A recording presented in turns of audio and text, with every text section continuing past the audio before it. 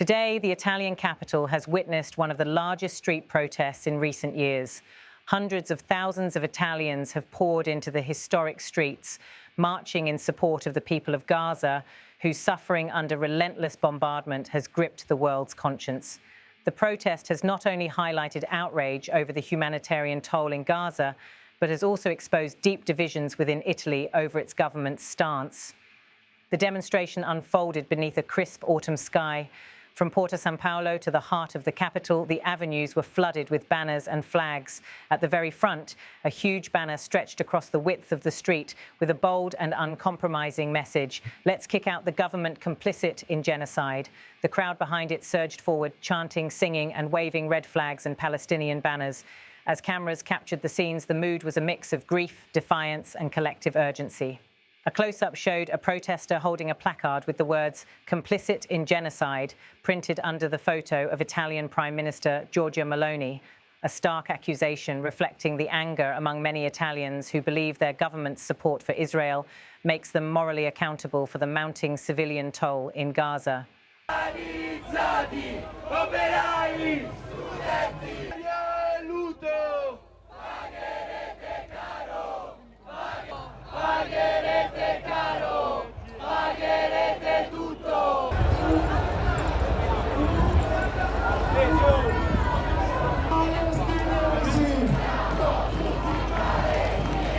Siamo tutti palestinesi!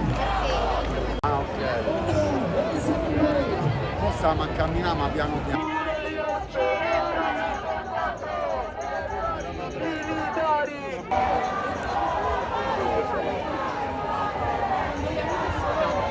È ancora in carcere e sotto processo. I prigionieri palestinesi sottoposti a tortura, prima dallo scimmette e poi dalla...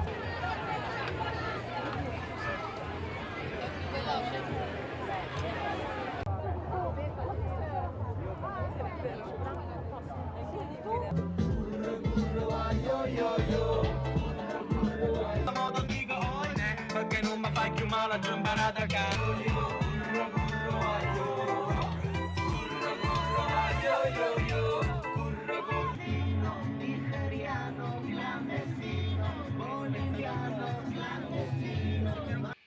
In another part of the march, near the iconic Porta San Paolo, a young woman raised a placard that read, "To be silent is to be an accomplice.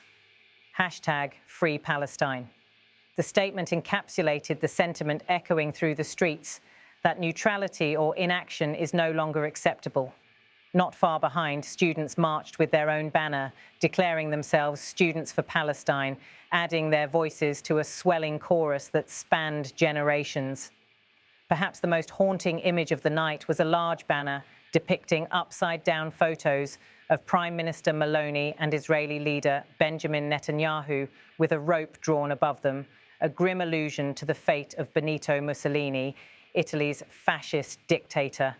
Protesters said it was meant as a political statement about complicity and accountability rather than a call to violence, but it was a powerful symbol of the raw emotions this war has stirred.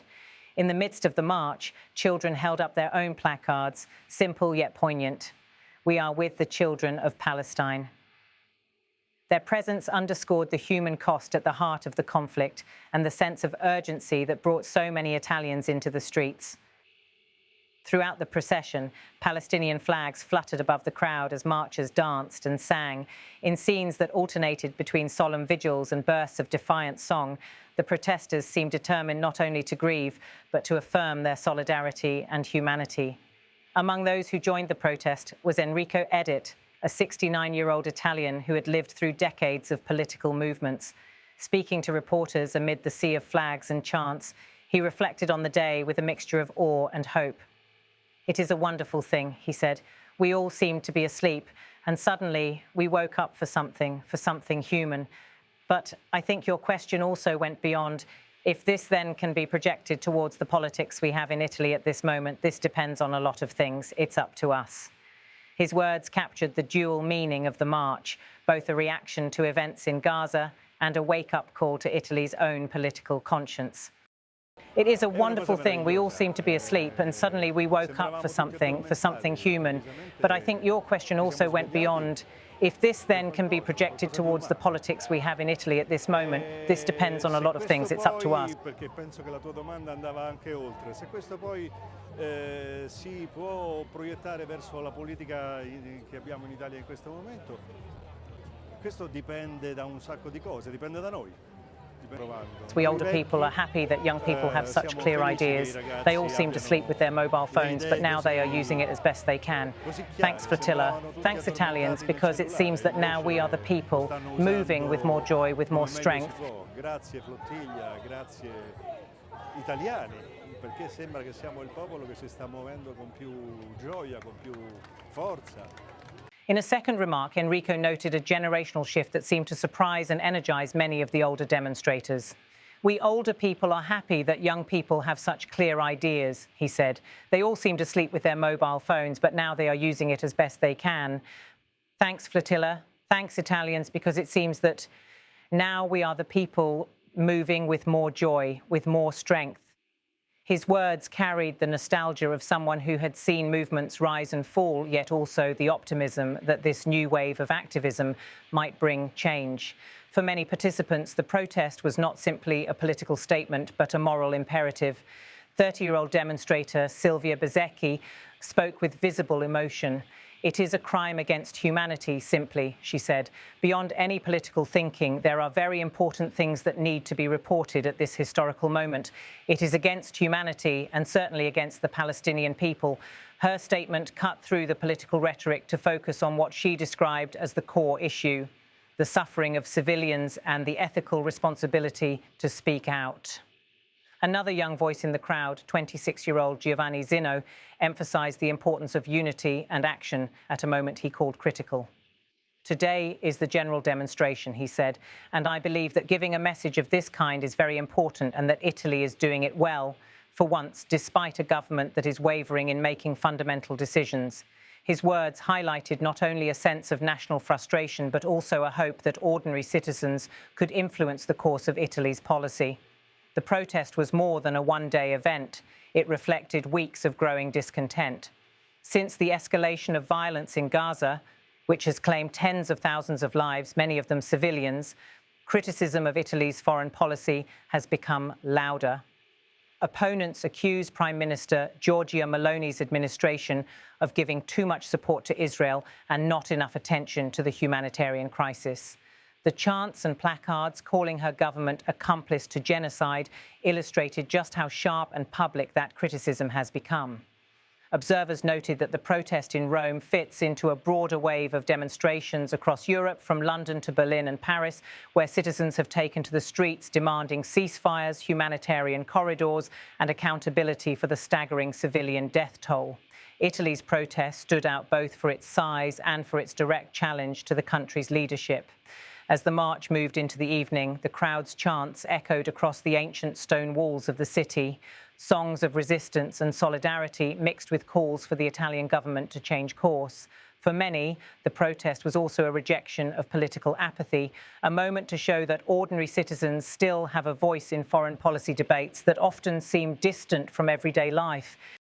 It is a crime against humanity. Simply, beyond any political thinking, there are very important things that need to be reported at this historical moment. It is against humanity and certainly against the Palestinian people.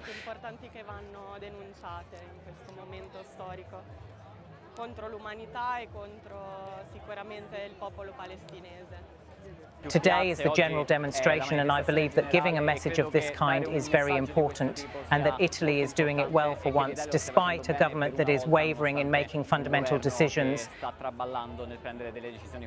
Veteran activists compared the scene to earlier historic demonstrations in Italy, from protests against the Iraq War in 2003 to rallies against nuclear weapons during the Cold War.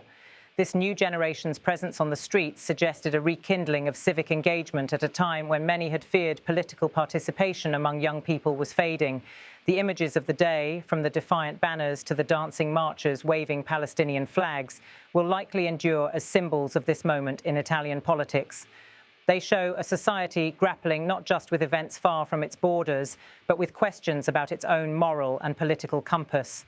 For the families of civilians in Gaza who have seen their homes destroyed and loved ones lost, demonstrations like the one in Rome offer a reminder that their suffering has not gone unnoticed.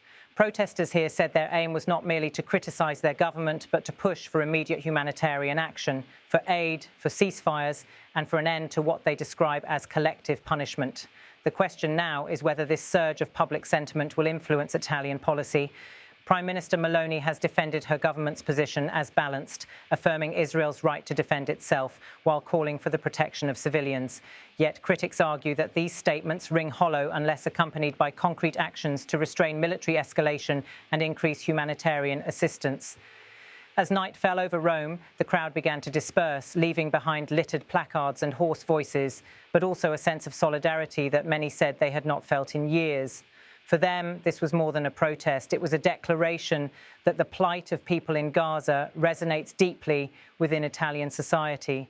The streets of Rome have often been the stage for moments that reflect shifts in Italy's identity and values, from anti-fascist marches during the war to protests for civil rights and against austerity.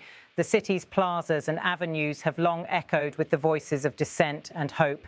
Today's demonstration adds a new chapter to that history, one defined by a global conflict, but refracted through Italy's own debates about justice, responsibility, and humanity.